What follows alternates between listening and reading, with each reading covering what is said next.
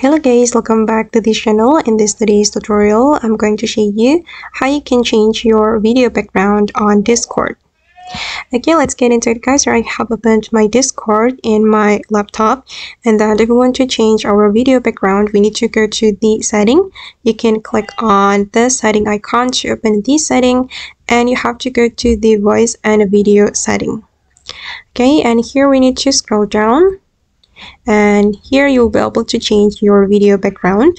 You can select blur, or you can select the background which has been available on your Discord, or actually you can select custom, but this custom background is for like a premium user, so you need to subscribe if you want to apply the custom background.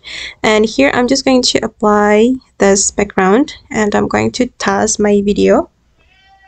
Okay, and as you can see that my background has been changed, and I'm going to try the blur background. Okay, now it's done.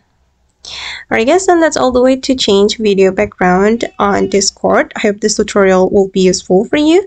Thank you so much for watching, and if you found this tutorial useful, don't forget to like, comment, share, and also subscribe to this channel. See you in the next video.